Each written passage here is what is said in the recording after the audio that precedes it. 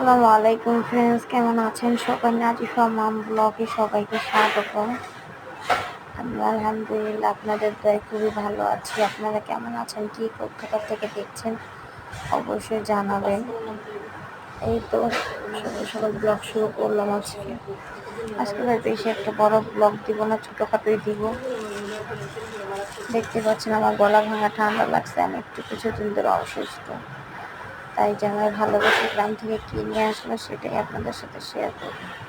আপনাদের ভাইয়া গেছিল গ্রামের বাড়িতে, সে গ্রাম থেকে আসার সময় এই জামার জন্য দেখেন কি নিয়ে আসছে, মিষ্টি নিয়ে আসছে।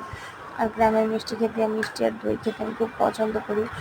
অবশ্য দইটা তখন ভিডিও করা হয়নি, সেটাই আপনাদের সাথে শেয়ার করলাম। এই যে এখন খেয়ে আপনাদের দেখাবো।